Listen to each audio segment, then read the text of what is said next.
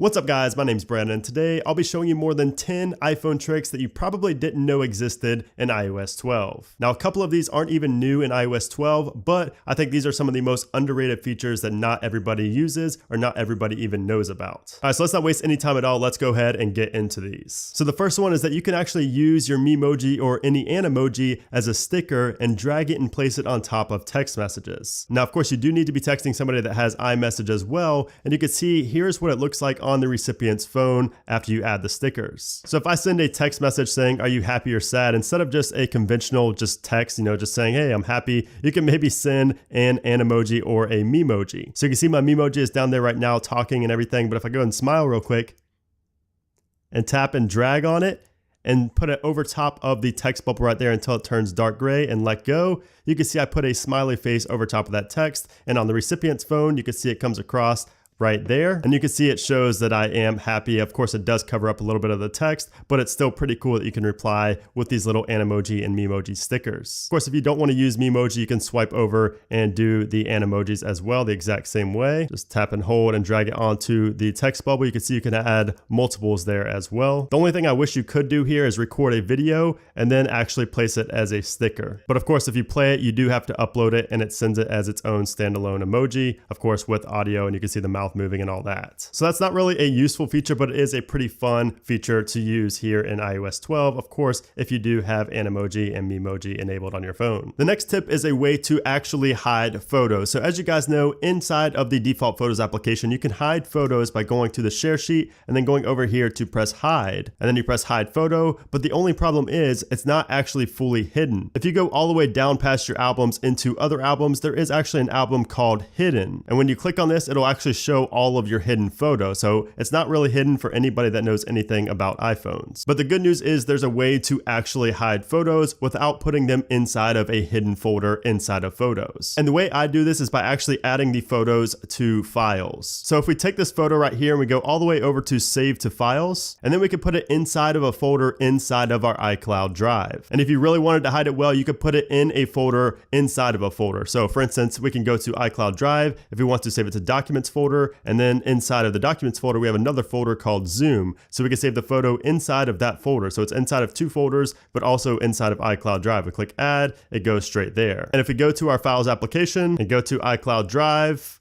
Documents, Zoom, you'll have the photo right there. And I think this is just a much better way to actually hide photos and videos, because not a lot of people really think about the Files application, especially people that don't know a ton about iPhones, like obviously me, or somebody that's really into iOS and knows pretty much the ins and outs of it is going to eventually look inside of the Files application, but most people will not look inside of the Files application. They definitely will not go into multiple folders inside of the Files application. So in my opinion, this is the best way to hide photos and videos on the iPhone. I should actually clarify that I think it's the best way to hide photos and videos without another application. Now the next tip applies to both iOS 12.1 and to newer devices like the iPhone XS, the XS Max, and the iPhone XR. And this trick is that you can actually change the depth of field before taking a photo. So of course you guys know with the new iPhone's portrait photos, you can now change the depth of field after taking the photo. But in iOS 12.1, you get a little f-stop button up in the top right, and if you tap on that, you can see you can adjust the depth of field before you actually take the photo.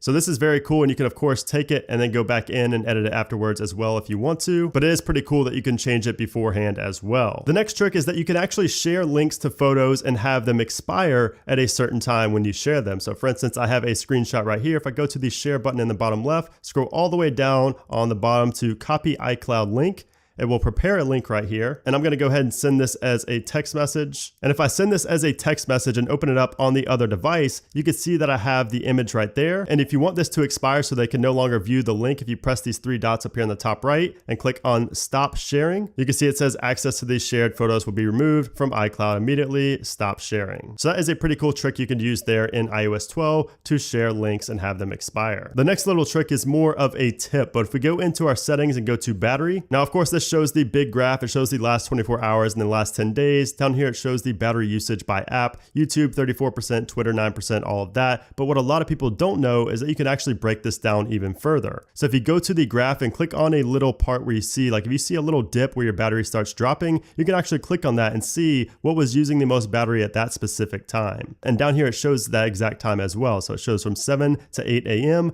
I was using ESPN Fantasy the most, and that's what caused that little dip in battery. And if you want a more precise click, you can click on this little chart down here, and it gives you, a little bit more precise of a click, so you don't have to, guess when you're doing it on this big graph. So this is very useful because you can find certain dips and drops in your graph and see, what was the cause for that drop. And of course, this will work for the last 10 days as well. You could see, break it down by day and everything like that. It shows Tuesday, you have Monday, but I found it to be the most useful with the last 24 hours because you could break it down by the hour. And if we go back to settings and go to screen time, you can actually get more specific with this as well. So if you tap and hold on these, you can see you get a little bit more of specific details for each bar graph there, each bar on that bar graph. And if you go into one of these, you could see a little bit more as well. So these are just some details that you may not have known about. And you also have limits down here if you want to add a limit so that maybe a kid or maybe you didn't want to spend so much time in an application, you can add a limit. I see a lot of people just go in here, read the graph and leave, but there's just a lot more to both the screen time and the battery settings inside of settings. There's just a lot of cool stuff you can do inside of screen time besides actually seeing, where you've been spending most of your time. The next trick is that you can actually ask Siri what your password is for a certain website. What's my password for adobe.com?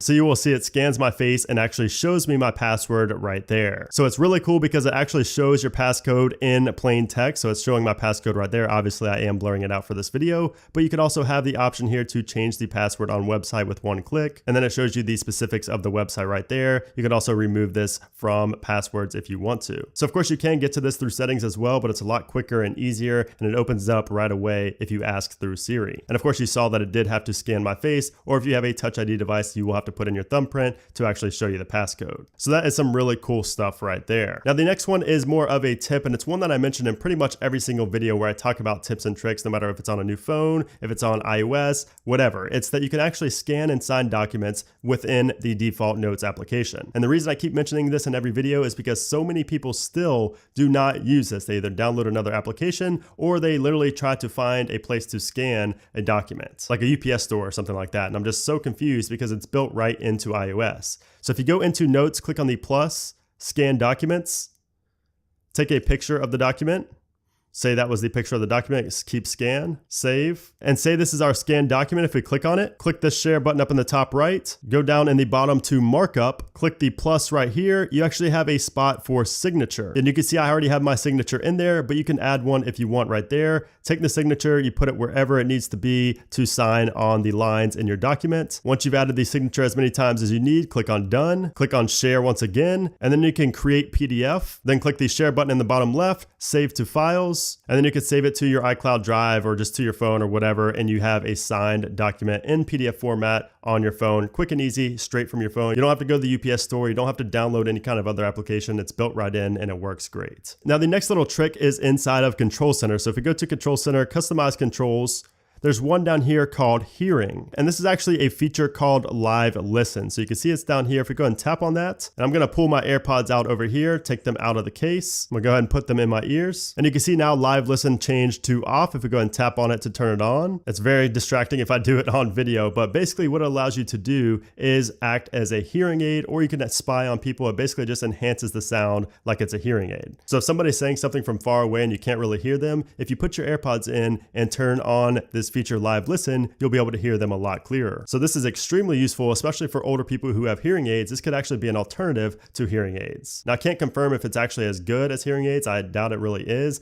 but it's still a really cool step forward. It's a really cool feature that Apple offers if you do have AirPods. The next tip is very useful if you have two-factor authentication enabled. So I'm gonna go ahead and sign out of my account real quick. So I'm about to log into my Twitter, but I do have two-factor authentication enabled. So after I enter my passcode, I'm still gonna have to enter that other code that I get sent as a text message. And with iOS 12, you don't even need to go to the Messages application to actually get that code. So let me show you what I'm talking about. So let's click on Login.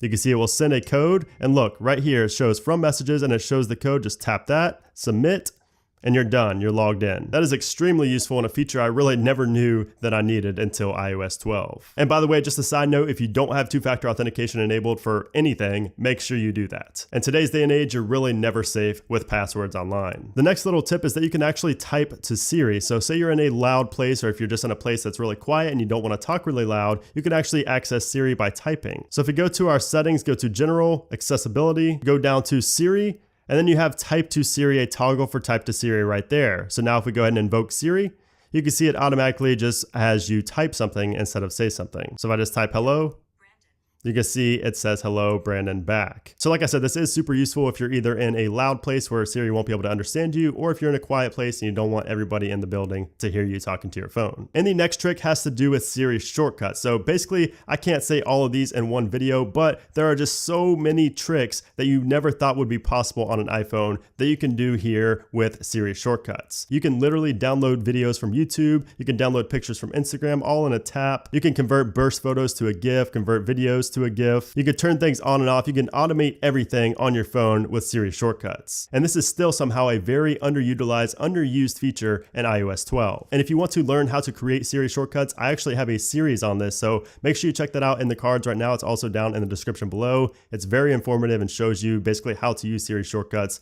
and also what all of the advanced little functions inside of shortcuts mean. I did also make a video on my top 15 Siri shortcuts, so you can watch that. That's also up in the cards and down in the description below. That's a good one to watch if you just want to import all of my shortcuts and if you don't want to build them yourself. But if we go into one of these and click on the share and click on copy iCloud link, this is how you can actually send this to somebody and they can import it into their shortcuts app. So for instance, if I send that inside of a message, you can see it shows up like that. And then I get it like this over here on my other iPhone. If I go ahead and tap on that, it will take me straight to the shortcuts application, and you can click on get shortcut to add it to your library. So it's really cool that you're able to do that with shortcuts. And just another very random bonus tip that a lot of people don't know about is that when you actually turn your phone off and turn it back on, you simply only have to tap on the power button instead of hold it to turn it back on. So you can see I have my iPhone 8 Plus here on the right, and it is currently off. If I go ahead and tap on the power button just once, you can see it starts booting up just like that. You don't have to sit there and hold it until you see the Apple logo. All that's going to do is wear down your side button or your power button. I still see people out there that sit there and hold the power button all the way until it gets to the lock screen, and it just really doesn't make any sense, and it's, you know, a lot harder on you. It's just a lot simpler to just tap on the power button, and that's all it takes to boot your phone up. So there you have it, guys. Those are some hidden iPhone tips and tricks that you may not have known about that you can use here in iOS 12. I hope you guys did learn something new from this video. If you did, make sure to hit that thumbs up button. I do also have another part to this series coming. I couldn't share all of the super useful ones in this video because I do have another part to this video. But if you did enjoy this, I would really appreciate a thumbs up, and also make sure to subscribe so you don't miss that next episode and a lot of other useful iOS tutorials. But anyways, guys, thanks again for watching, and I'll see you soon.